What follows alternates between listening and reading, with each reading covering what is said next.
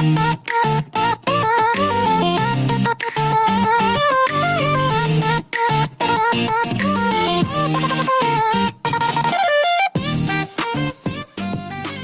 listening to Money Matters with Mike. And now our host, Treasurer Michael Gustin.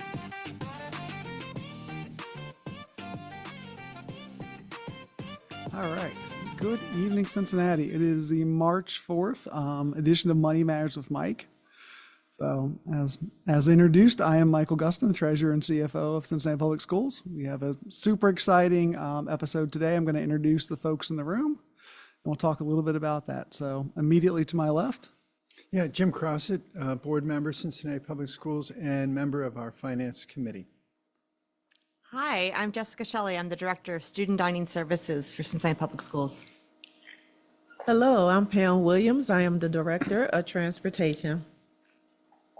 Excellent. Well, thank you for being here today. We're actually, this is 3 of our total of 6 guests. So one of the cool things about moving to this new format from the old kind of town halls is we can have a lot more guests. This is the first time that we're going to do that. So we'll see how we get the switch in and out going. But excited to have you here today. If you've listened to previous versions, you know we spent the last 4 episodes really going over school funding in Ohio. It was pretty heavy. It was some pretty heavy topics, and it kind of came to the truth as we did our forecast last week and talked about our budget. But I think people who watched got an idea of the forces kind of behind school funding.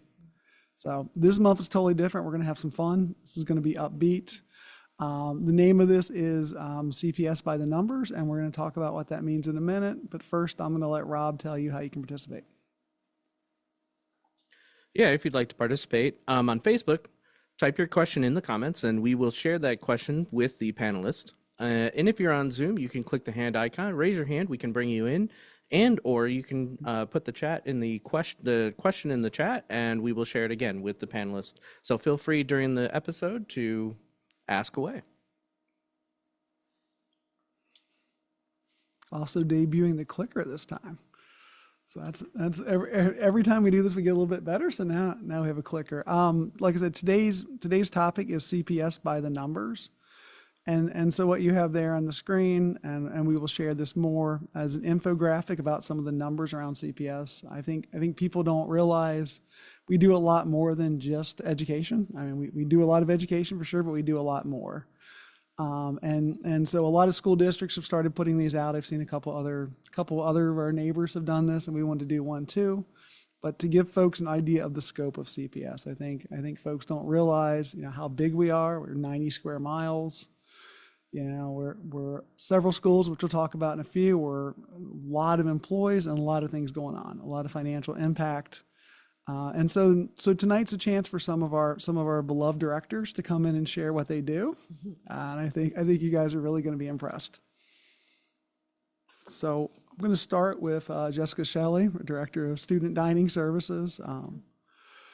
Also, another Miami alum. So we should love and honor. We should take a minute to talk about the basketball team being 30-0. 30-0. 30-0. Excellent. But Jessica, to really get started, so at the end of our last episode, we talked about school funding, and we talked about some of the pressures on the school district. Yeah. And our guest Tom Hostler said, for the people out there, if you think about, when your price of milk goes up, and the price of milk goes up, think about how many gallons of milk a school district has to buy. that was the cliffhanger from the last episode. Gosh, okay. Right? So. Yeah. So the question, ma'am, is how many gallons of milk does CPS actually buy a year? Yeah, we actually calculated this number, and we are almost at 220,000 gallons of milk we serve out every year, enough to fill 11 residential swimming pools. And what we're really proud of is that 90% of that actually comes from our Ohio proud dairy farmers, those small farmers who are out there, milking those cows and bringing them into our schools for us to serve that to our students. And there is a lot of financial pressure. We're a little bit fortunate that we receive our funding in from USDA, so we aren't funded through general fund.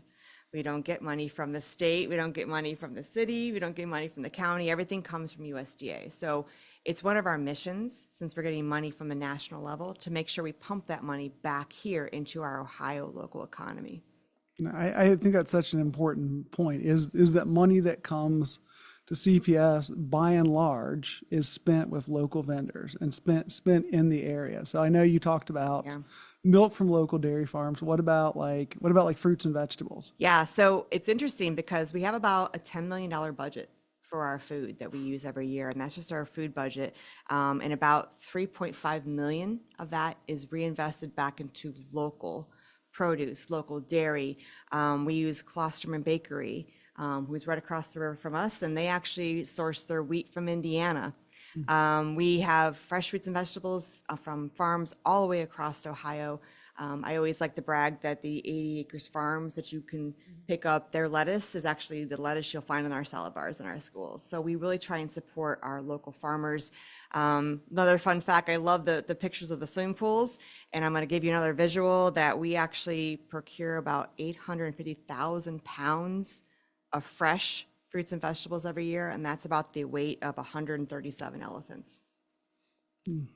That's amazing. I mean, thinking back to many years ago when I went to school, student dining was a whole lot of pizza, Yeah. whole lot of reheated pizza and French fries. I'm assuming that is not the way it is anymore. It's not. And that, back in 2010, the Healthy Hungry Free Kids Act was put in place. And so there was been a huge revision of what's served in schools. And so we make it a point that every single kid is having access to fresh produce and fresh vegetables every day.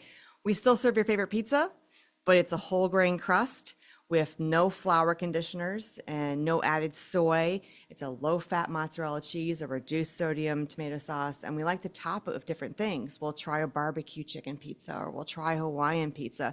There's my favorite, it's called the Sergeant Pepper pizza, and it's made of all different types of banana peppers and bell peppers for our kids to try and kind of expose them to new flavors.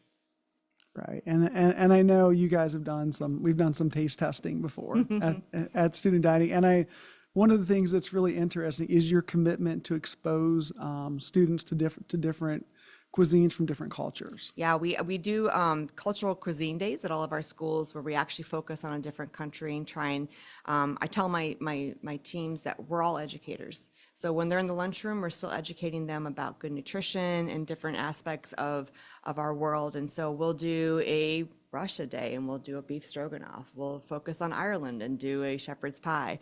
We'll do Mexico and serve pupusas. So we're really trying to make sure that we're giving them a variety of flavors every day.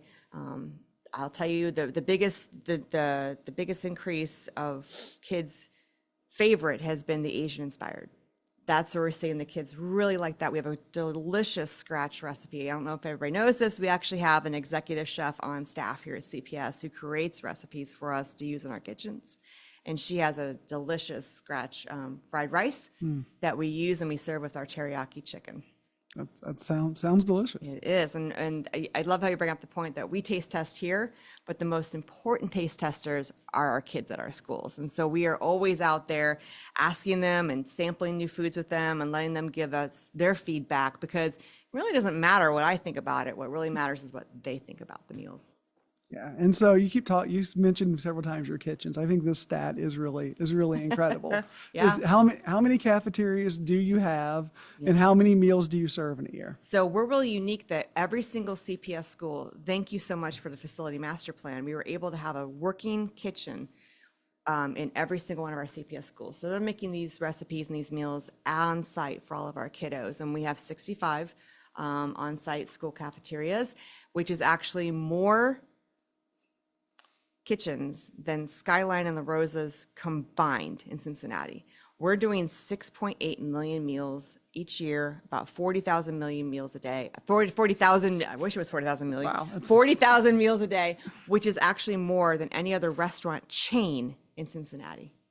I mean, if you think about the scope. I mean, you can't go 2 blocks without seeing a Skyline or La Rosa's, right? I mean, That are just incredible numbers of getting kids nutrition. Now, speaking of Skyline, I know one of the kids' favorite entrees is the Cincinnati Coney. They do it's been our number one for years. And I true confession here, I'm not from Cincinnati. I know that's a gasp. And so Skyline is not one of my favorite entrees to have, but it is. Like, are you sure you want to put that on Facebook?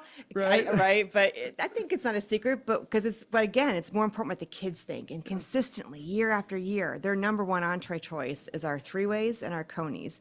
And on our coney day, we actually serve enough conies that if you put them end to end, it would stretch over 2 miles. That's how many conies we serve on a daily basis for our kiddos, and they love it. So we're going to keep on serving it for them.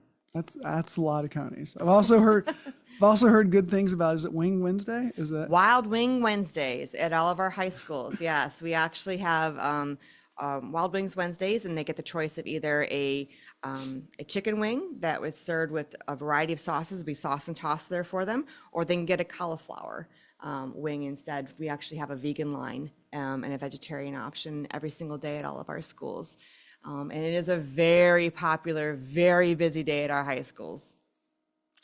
that is great. Thank you.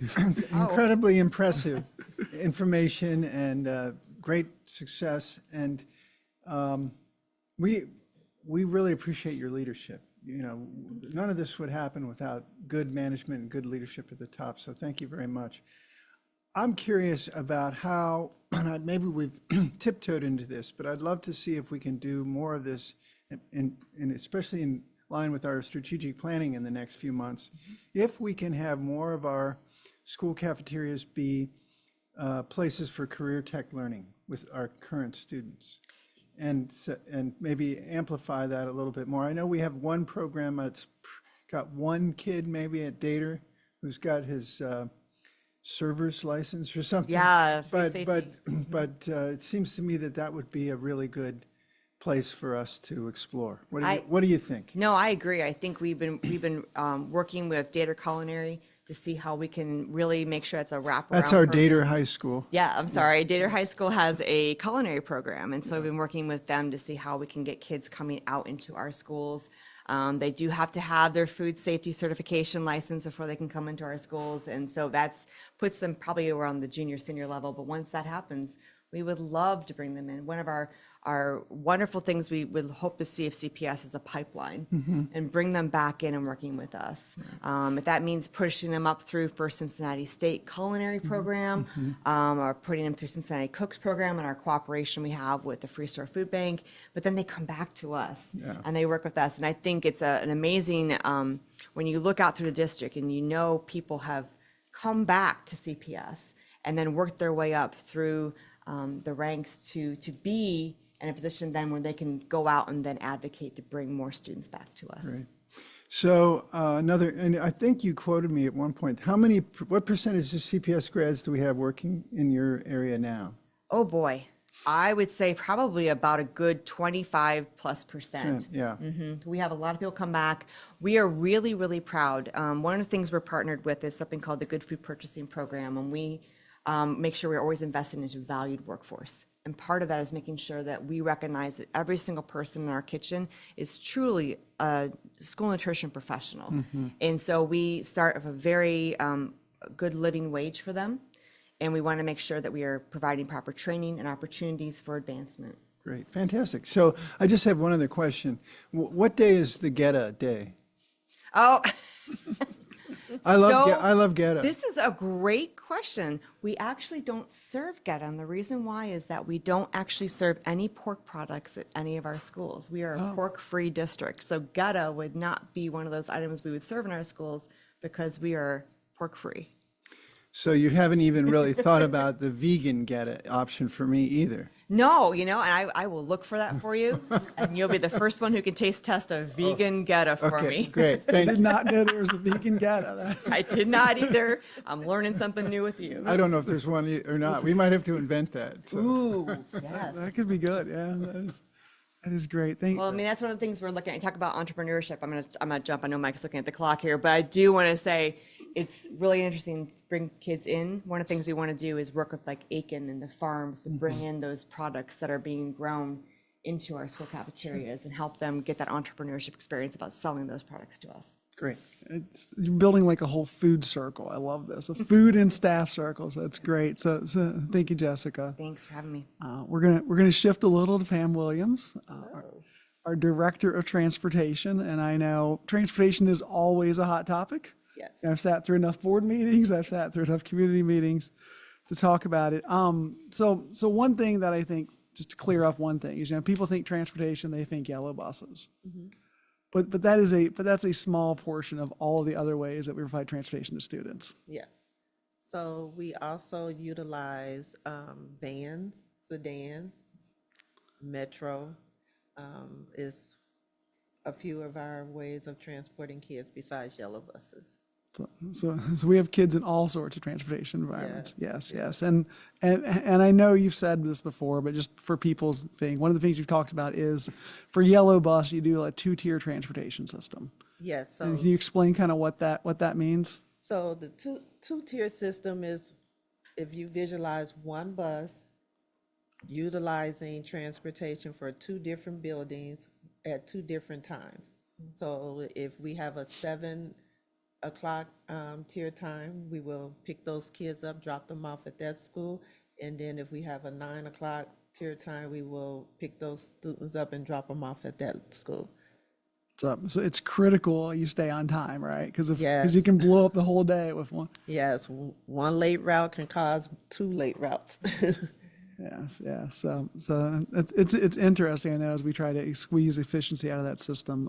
One of the things that I really thought this was fascinating talking to you that we have 468 routes.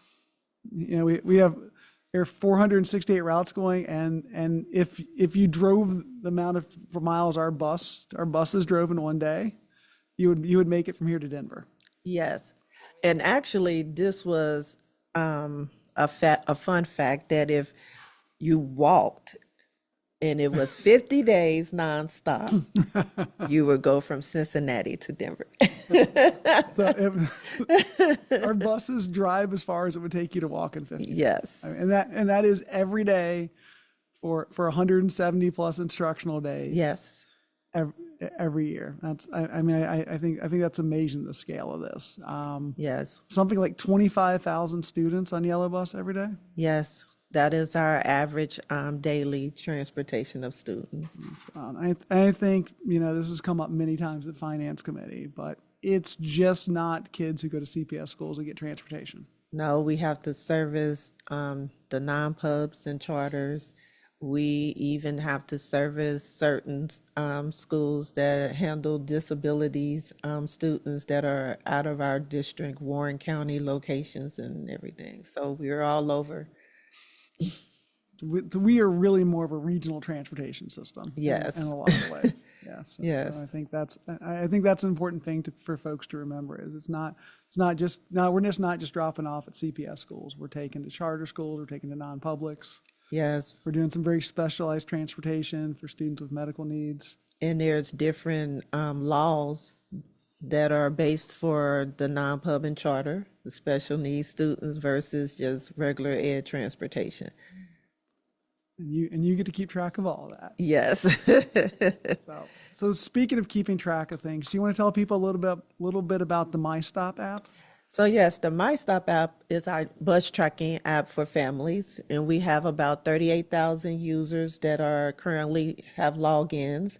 And what that It's would more than we have students. So that tells me yes. it must be moms and dads, and Yes. dads and grandmas on there. Yes, it's whoever they want to have the app can have it if they, go through the process of getting the app downloaded and the login established.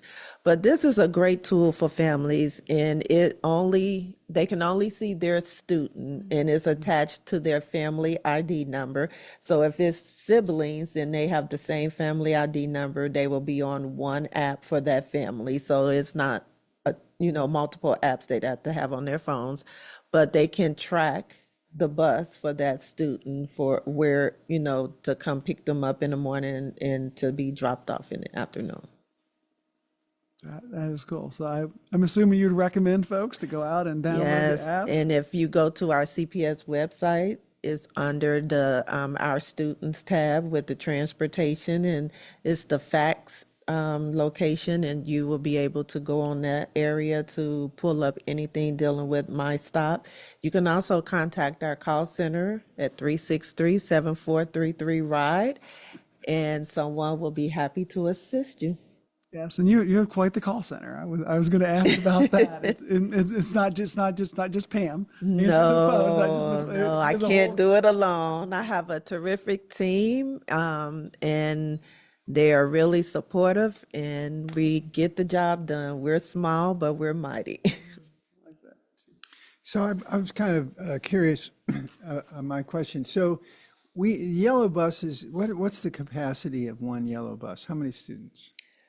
So we have a 70 passenger bus, but in reality, with the size of students, we don't max it out because they will be 3 to a seat on top of each other. So we normally try to get at least about 50 to 60 kids, depending on the age. And I know you try to maximize the use of the buses and the bus routes, but what would you say the average number of students that are on a bus out of that, say 50 kids? Do we always have 50, or some buses have 20 or 30? So we do have, some buses have 20 students, 30. We do have some schools that are at the max that we have no choice but to put them at 60 because of the amount of kids that they have utilizing transportation.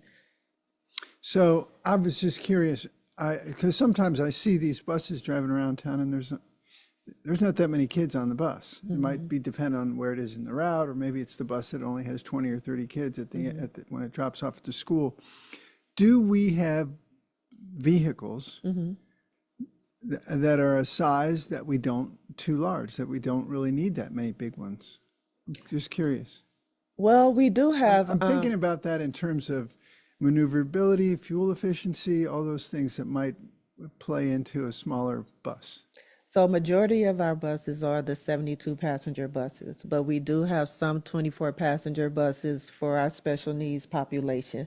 We utilize our transit vans as well for our special needs, our Project Connect students, and our Kisser students, so we can transport those students. But our biggest population is the 72 passenger vehicles. And like you said, those buses are large and cannot get down throughout a lot of the side streets due to cars being parked.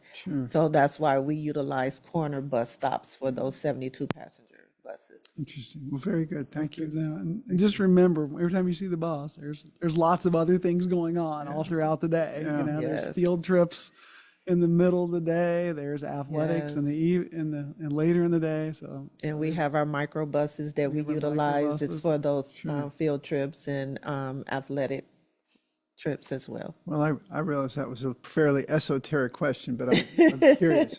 So the Metro, I think we have a wonderful partnership with Metro, and is it 7 through 12 kids that are now Metro? Yes, and And- that's for just Cincinnati Public, because our non-public and charter, we cannot put their 7th and 8th graders on Metro without a consent letter signed by that school wanting their 7th and 8th graders on Metro. Wow. But can you talk a little bit about the Metro partnership? I have a great partnership with Metro. We meet bi-weekly to discuss anything that is brought to my attention by a school, anything past related, and anything that they have on their end, they bring to us, and the turnaround is great. I'm grateful for that partnership because we've gotten a lot of things done in a fast pace so that everyone can be happy, and the kids are getting to school on time, and whenever there's an issue, it works out very well for us. Well, great. Last question. Government Square seems like a lot of the controversy or incidences at Government Square have dropped significantly. Yes. Do you have some insight into why that is so? Well, a lot of it comes from feet on the ground, where you have the CPD down there. You've had at one point our own security that was down there monitoring it. Also, we get a report from Metro that shows us taps from students that have direct passes. And with that information, I send out a robocall to those families, letting them know that that student is utilizing that pass at Government Square when they shouldn't be. They should be using a direct route. And then one of my ops partners, they reach out to the principals with that same information, so that both ends are receiving the information, and those principals can have those conversations with those students as well. Great. What's a TAPS? So that is where they take their smart cards and What is it? What's it? Oh, they and they're tap tapping it at to- the, and the to get bus on- to get on. get on. Okay, Yep. so a tap is a bus ride. Yes, Got it. Okay, thank you. you're welcome. Is great. Thank you, Pam. Thank you This for was having awesome. me. Yeah, no, appreciate it. Thank you for getting our kids to school safe. Thank you. Jessica, thank you for filling their bellies. We're gonna do a little bit of a transition. Oh, Rob, do we have questions? Oh, by all means, question. Hey, Pam. Yeah, we have one quick question. Kimberly, thanks for tuning in on Facebook. And if you do have questions for the panelists as they come through as we transition, please feel free to ask them as we go to our next group. But Kimberly asked, can teachers access the Stop app, the Versatrans app? The MyStop app is only for the families. So if they have a student within Cincinnati Public School, yes, they will utilize their family ID to create their login. But a teacher cannot have access to students in their classrooms. Oh, good question. That was a good question. All right, so thank you both. We're gonna transition. I'm gonna talk about a couple of other things that we don't have guests for today, but we're gonna go there. So the first one to talk about is from our information technology group. This was a really wild stat that I found out, is that we support over 50,000 devices, laptops, iPads, et cetera, for students and staff. And so to put that in some perspective, if you put a device on every seat at Great American Ballpark, you would still have 6,500 devices left over. So I guess you could put those in the infield or the dugout, but that is basically we have more devices than we have seats at Great American. So that is huge, and they manage those, they maintain those. There's a lot of work that goes into making sure that every student, every staff member has a working device all the time. And the other one I want to talk about, this is kind of cool. We are, by number of employees, the 9th largest employer in the city of Cincinnati. So that I mean, it just shows where we're at. We're kind of right there. This is actually in the financial newsletter that we're going to put out. So that's coming out very soon. This is in the financial newsletter. Just another kind of fun fact. District, this is the time of year when W-2s happen. The district processed 7,506 W-2s for last year. So all those people now get to file their taxes. But just want to give again the scope of what we do from an HR and financial lens. So I believe we have our new guest here. So that was smooth and seamless. So just quick level of introduction. If you could introduce yourself, starting with Tyrone. Yes, hi. My name is Tyrone Walton. I'm the Director of Facilities at Cincinnati Public Schools. Good evening. I am Emily Campbell, and I am the Director of Curriculum and Instruction for CPS. My name is William Bell, and I have the honor to serve CPS as the Director of School Safety. So welcome to this show. I will say our first two guests kind of knocked it out of the park. So they set a high bar, but we are excited to have the three of you here today. We're saving the best for last. Exactly. You always want to finish strong, right? Yeah. Yes. So that's why I talk first and you talk last. Is that? That's Not how, really. No, sorry. That's how it works. Mr. Walt, we're going to start with you. Facilities management, you got a lot of stuff. So first question for you, something I always get wrong. How many buildings do we have at CPS? Is it 66? 66 buildings. I always lose track. I'm somewhere between 65 and 68. 66 buildings. Remember that. Yes, sir. And speak into your microphone a little more. Yes, sir. 60. Well, yeah, they moved. 66. Yeah, 66. Cool. Alrighty. Yeah, Rob will tell you when you're not speaking into the mic. And I love this map. So thank you for sending over the map. This is where all of our facilities are. You can see we go all the way from Sailor Park to Mount Washington, and going north, we're all the way up into Hartwell and in that area. So 90 square miles, I believe. 90 square miles. 90 square miles. When you look at that map, it just tells you how widespread our schools are. If you look at the corridors, we have about 20 schools on the west corridor, 19 on the east corridor, and 17 on the central corridor. And we also have 8 schools that are district-wide schools. So, yeah, interesting to see the map and how things are mapped out for the district. Yeah, it's definitely a powerful graphic to see where the schools are.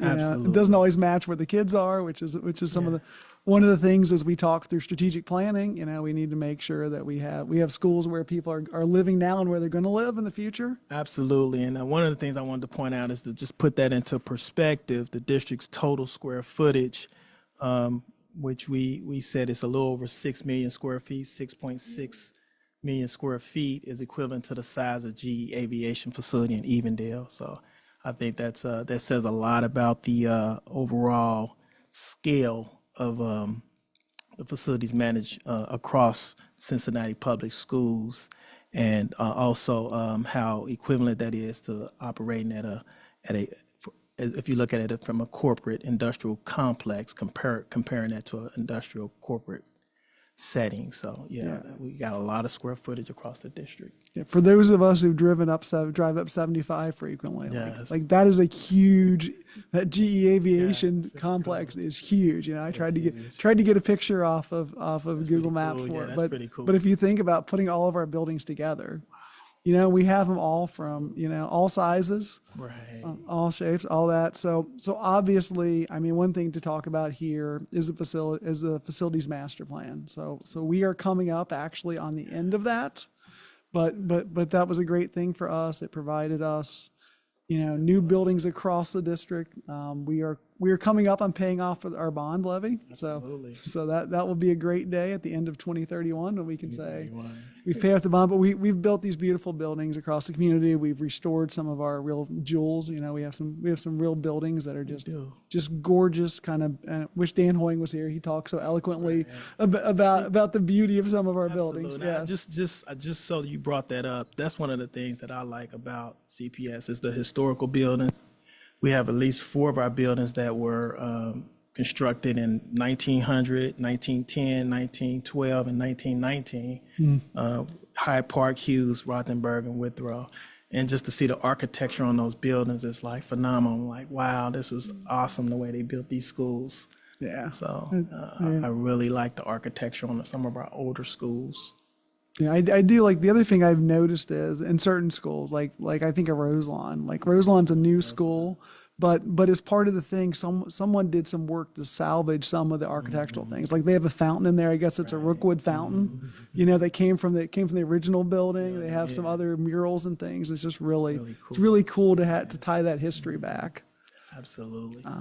For sure. So obviously, almost 6.5 million, over 6.5 million square feet. Man, that's a lot. It requires a lot of work to keep that running, right? It does. Yeah. It does. Can you talk a little bit about our trades crew? Yeah, so we have 7 trades groups. We have plumbers, HVAC, electricians, glaziers, maintenance, carpenters, tenors, and they all bring a level of expertise to the district. And one of the things that I'm fortunate is that with having all that expertise, we don't have to outsource a lot unless we got a major project going on. I mean, we take on a lot of projects in-house because we have the people on our team that can get the work done. So I just feel grateful that we do have a team of skilled professionals to maintain our buildings. Yeah, I mean, it's nice to know they're there when you need them. I mean, we interact with them a little bit. You guys keep track of tickets, right? Absolutely. So yeah. And how many tickets do you do in about a year? A little over 13,000 a year. We complete work orders. We have a team. We have preventative maintenance work orders in the system where our teams track preventative maintenance. We emphasize that so that we on top of things and things aren't breaking. So we focus on PMs. We focus on corrective work orders. We focus on just requests that come through on a daily basis. And they do a pretty good job of staying on top of work requests.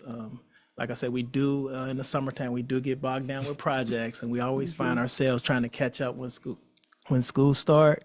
But they do a phenomenal job with keeping up with the workflow. They do. I can say on behalf of the employees here, we appreciate them for sure. Thank you. For sure. So kind of switching gears a little bit. It takes a lot of stuff. It does. You gave me some numbers. Yes. Just to keep the bathrooms going. Just to keep the bathrooms going, just to keep our bathrooms going. Those are the stats of how many cases of paper towels we purchase every year. We purchase over 4,100 cases of paper towels, 3,472 cases of bath tissue, and over 1,742 cases of hand soap throughout the district annually. And that's kind of a snapshot of what we purchase every year. I think about like my Sam's Club runs, and I get one case of paper towels and one case of toilet paper, and I'm good for 3 or 4 months. So if you think about that is an amazing number. Yeah, and I did a little stat earlier today. They say one person uses 80 rolls of toilet paper every year, equivalent. I just want to know, what does the average person use as far as bath tissue? So yeah, but no, that's impressive, and we pride ourselves on making sure that we put our towels and tissue out for requests for proposals, so we can get competitive bids to keep our costs down, and we're actually in the process of doing that right now. So we're working with purchasing now and putting the RFP out for our consumables. Great. Yep. So while we're on the fun facts, I as a board member, I try to visit as many of our schools as I can. I haven't visited them all yet, but when I got the tour of Hughes High School, fun fact about Hughes High School, the tower at Hughes High School, when you're up on the top of that tower, it is the highest point of all of Cincinnati. Yes, sir. It is. And it's pretty cool. It's pretty cool. And the other school building I visited recently is the new Bramble Montessori School that's just starting this year. And that was a building that we re-inherited from some charter schools. And I think during the charter schools days, that school building didn't have the maintenance it really needed. And so they have an auditorium that is not really as usable as it should be. It's just using for storage. However, that auditorium is a classic example of mid-century modern architecture. We're trying to find out who the architect is. It could be what's his name? I'll think of his name. But different, ain't it? It's very unique, and so maybe there's a way we can get that restored as a historical place at some point. So I guess my one question about the facilities, and this is somewhat of a thematic to some of the earlier guests, is what can we do with career tech to have our students be working to do things to help clean our facilities, maintain our facilities. And I sort of view it as a win-win-win.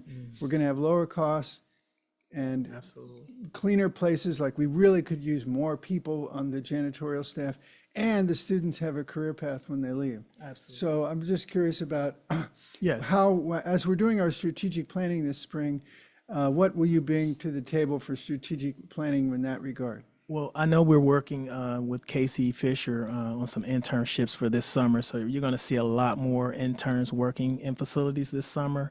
We're also working with Mr. Burkhart and Keep Cincinnati Beautiful, as well for this summer. So we're going to have a lot of student interns this summer working in facilities across the board, whether it's outside, grass cutting, trimming trees, and janitorial as well on the inside as well. And what we like to do is offer them a pathway for employment as well. And we're also looking at, in terms of career tech, we know Woodward High School is the place for career tech. We want to expand on that and get that up and rolling with Mike Turner as well. So we will be having more conversations about what the career tech will look like in the near future. Fantastic. Thank you. All right. Yeah, that is exciting. Probably a good segue to talk about curriculum. Yeah, absolutely. That was good. So Emily, thank you for joining us. Happy to be here. Yes. So obviously, a lot of talk about curriculum as well. Maybe, we talked about transportation gets talked about a lot. That was the first half of this. Curriculum gets talked about a lot. Probably a lot's changed since we went to school, but can you talk a little bit about, what high quality curriculum means? Yeah, so since this is in the numbers, we really quantify high quality curriculum through 4 key components. That it is aligned to the content. So what is the knowledge? What are the skills our students need to learn so that they can thrive and participate in these CTE courses? We talk about what are those materials that we need to have in teachers and students' hands so that they can read books, have the manipulatives that they need, so that they can learn math conceptually. And also there is a lot of evidence-based strategies that are out there that were not necessarily studied or shared with probably our teachers growing up. Most of us experienced a textbook. We went page by page. We solved problems. Now we're able to provide our teachers with what are those evidence-based strategies to ensure students learn to read, to ensure students learn math deeply. And then, of course, measurement. What are those assessments that we can use throughout the year to see how students are doing, adjust our instruction, and make sure students are learning and ready to demonstrate their understanding? That's great. I love how you said the idea of getting curriculum, and I think about like my school days where we're having access to curriculum that you came in and the books were passed out. And sometimes you put your name in the book and the year, and then you made sure you turned it at the end of the school You got those year. grocery bags, and you cut them out, and you put them on your textbook. Yes, Yes. I'm assuming providing curriculum looks a little different these days Yes. to our students. Yes. So So instead of a typical textbook, we're very thankful for ITM and our devices. Much of our lessons can be found on devices now, so you don't have to lug 5 textbooks on your backpack back and forth, but it does look much different. that's great. Yeah, I think the digital curriculum is a big change to the world. So and I know you guys do a lot. You have tier 1 curriculum, you have tier 2 curriculums. If you can kind of explain the difference for folks between those two? Absolutely. So in Cincinnati Public Schools, we call Tier 1 what all students access. And so if you think about your first grader, they are all going to have your core subjects: math, science, ELA, social studies, music, art. That is Tier 1. So it's what everybody gets because they are in that grade, and that is our promise to educate students. Some students come in with needs that aren't addressed in that Tier 1 space. So I might be in 7th grade and I am still working through my math facts, right? And so I need to be ready to do 7th grade standards and also catch up. And so Tier 2 allows for students who are not yet have all those prerequisite skills to have time and space to learn them. We also, though, have students who are ready to be enriched and extend that learning. And so in the Tier 2 space, we work really hard to identify based on what students need personally, be it intervention or enrichment, on top of their tier one. So it wouldn't be like a pull-out situation where if we were going back to that seventh grade example, we pull the seventh graders out and help them with their math facts. They will get that on top of their seventh grade material. And so we tier instruction and services for students based on their needs. Everybody gets tier one, and then those students who need intervention and enrichment get tier two. And then you will occasionally hear tier three, which becomes more individualized. So maybe a child in a small group needs more time with that concept or needs it at a different time of day. We work to make sure that children have access to that on top of tier one and tier two.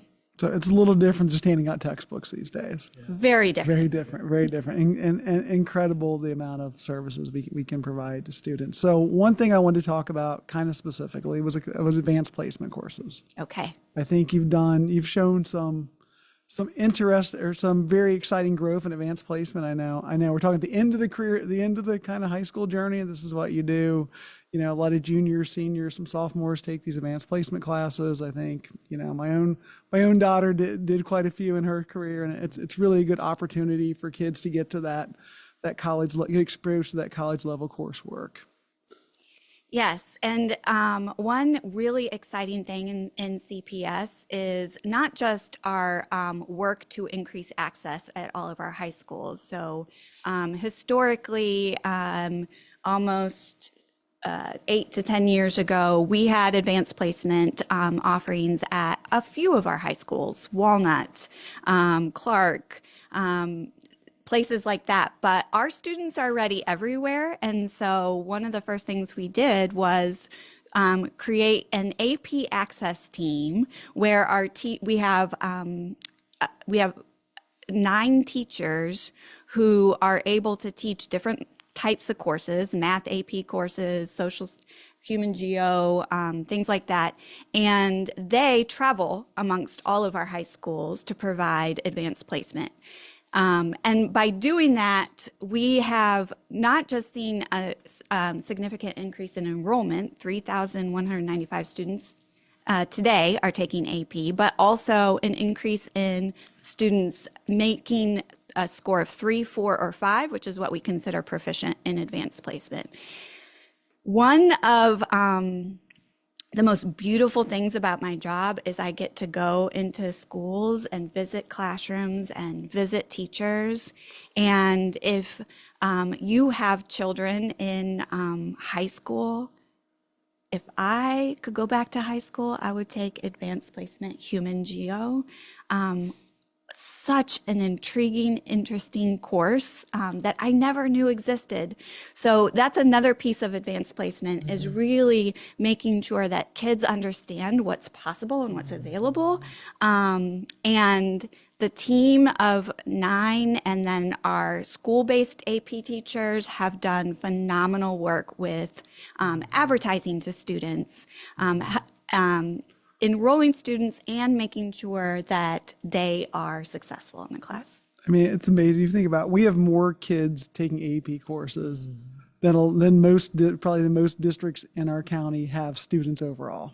That's an amazing thing. And the fact that more than 3/4 of them are getting a 3, 4, or 5. That's what really starts to count for college credit. That's what shows that you're able to do college level work and do it proficiently. So I know we're getting a little short on time, but I think the other part of curriculum obviously is not just math and reading. I know we focus very hard on math and reading, and we should, but there's a whole other world out there. So wanted to give you a minute just to talk about fine arts.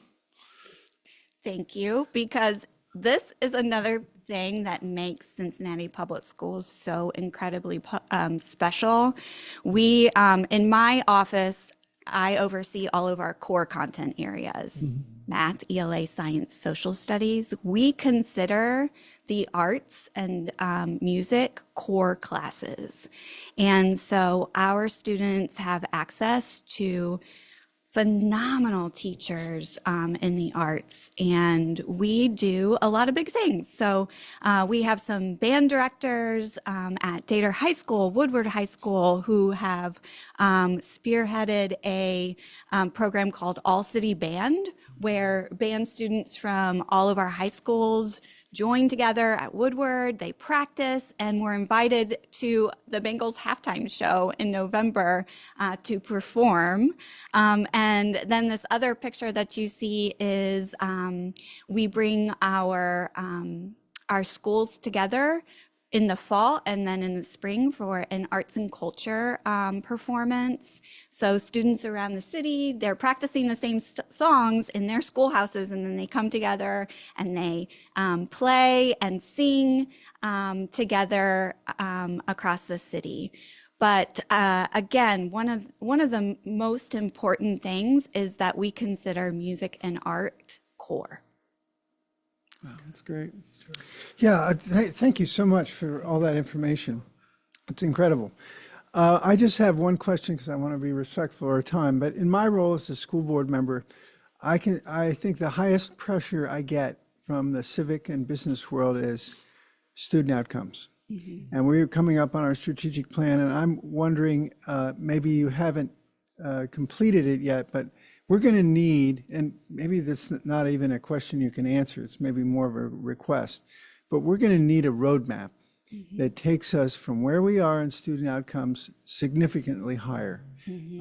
We have an opportunity, I think, at Cincinnati Public Schools, with our support from our city, our philanthropy, our business community is getting behind this strategic plan in a way that hasn't been done in years.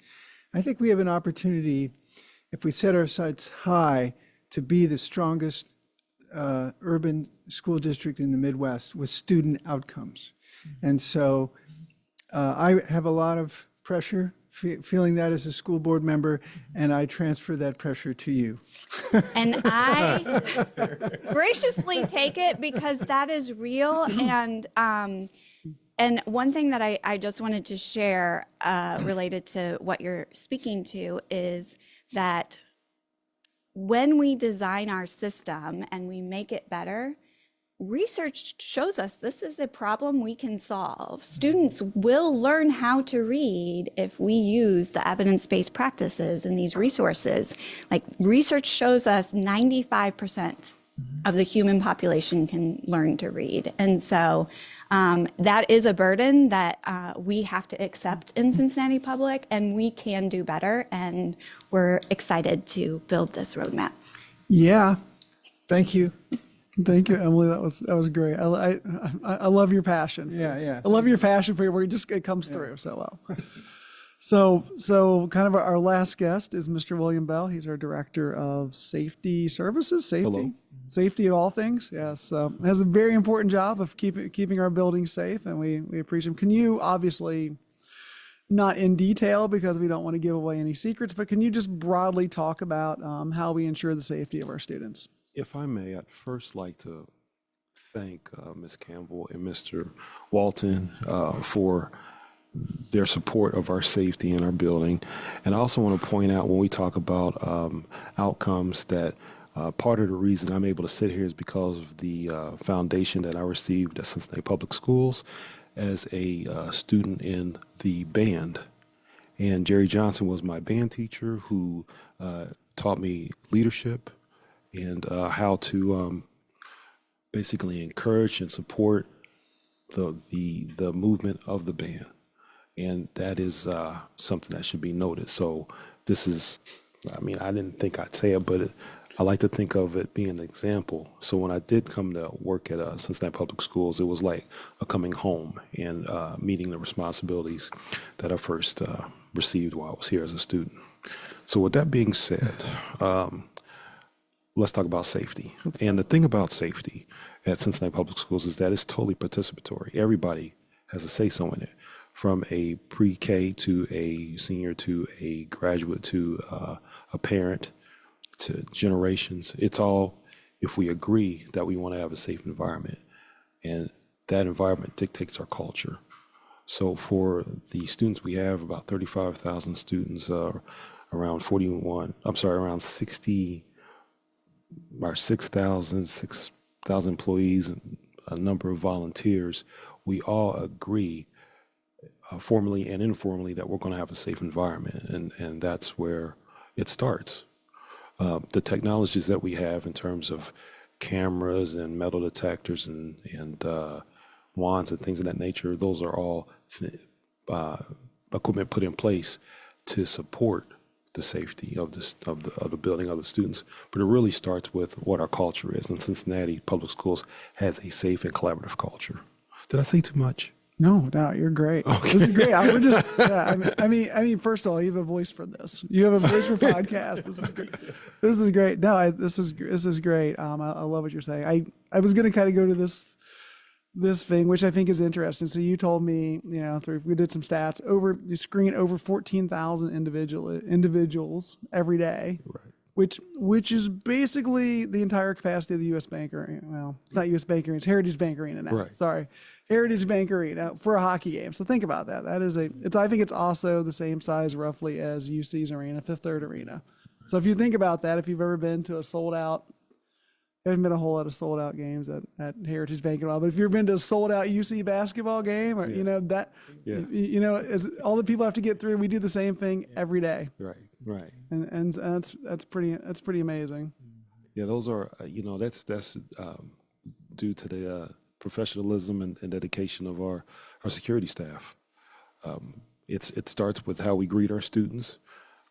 We have to meet them where they are and support their time in our school system, and ask them to comply with the rules, which quite frankly starts to get them prepared for decision making in life. And if you're in a safe environment and a clean environment and an environment where people care about you, then you're going to perform at your best. And one of the cool things about Cincinnati Public Schools is that no one here is peaked out. There's still room for growth here. So you're not the same person you're going to be as a pre-K. And once you graduate and move on to life, there are things that you're going to refer to that are going to be beneficial in your adult life. And you're not going to know it at that time. You're not going to know it until it's applied. And you're like, I've been here before. So we're talking about how you interact with your neighbors, because at the end of the day, we just want good neighbors, you know what I mean? And how you learn to collaborate, how you can problem solve, how it's okay and it almost expected that you're going to be a problem solver, and you're going to be a person that can use your expertise to arrive at a solution that everyone can agree to. It's a fantastic organization where people are not threatened by someone else's intelligence, but we can actually have a conversation on how we can best serve and work with one another for a common goal. Yeah, that's powerful. That's definitely some powerful stuff there. I love it. So just I know trying to stay in the numbers, but I love this conversation. We have like 4,000 security cameras. Yes. I mean, and that's a lot. Well, and the security cameras are again to just support the student population. Yeah. The security camera is not to per se catch someone. It's just that there have to be cameras there, so if there's something as concerned that may be not immediately seen by a person there, it can be captured with that. With that footage. Yeah, I mean, the one thing I will say in my time on just visiting schools is the security professional of the schools, like everyone I've seen, they really care about the kids, and you just watch the interactions, and it's amazing sometimes to see how much they really care about the kids and really invest in the kids. And a lot of our security people also serve as coaches. They do mentoring, so it's a full commitment to the well-being of the students. Yeah, I love it. One thing I also wanted to talk about, I think it's kind of neat, is I know you and I kind of worked on these together. We've recently gotten some pretty good sized grants for security. I know if you want to talk about like the workers' comp grant or. So with the awards that we receive, we're enhancing and updating some of our security equipment. We currently have traditional metal detectors in terms of walkthroughs, but we're now moving to some newer technologies, which will allow us to be able to screen students a little more efficiently, is the word I'll use. In other words, when a student comes to certain buildings, their time of being screened will be, we believe, shortened by maybe as much as 5 minutes to get them into the property. I mean, and that's a big deal when you're trying to, you know, I wish Mr. Williams here, when you're trying to coordinate buses dropping kids off to the first bell and getting the kids from the bus drops them off to into their class. You know, that's a huge, saving 5 minutes is a huge deal. Yeah, her 14,000 plus routes is our 14,000 plus people coming into the building. Yep. So it all sort of works. It all works together. And what is actually, and I know she's not here, but what I like about transportation and security is that in situations where we may have to support locating a child, they know where that kid is, and it lets our security know where that kid can be. And we talk to law enforcement, so then we have an idea of where we're looking and how we can get that kid back on the right path, whether it's he's coming to, or he or she's coming to school or leaving, which is just a pretty good thing that we're able to do as a team. Yeah, I love the teamwork, the collaboration. Julie? I just had a thank you for that information. And I just had one comment. You started off talking about culture. And I think it's fairly well known that the thing that provides safety in the schools is not the screening equipment or the cameras or the metal detectors, it's the culture. And so it's very important that you embrace that concept and that we promote that. That's what's really going to make us safe. And it's not just the students, but in particular, it's going to fall to the parents too, or the guardians. So, Yes. But thank you. Thank you. Thank you. I appreciate it. Rob, do we have any questions? I assume we're over on time at this point.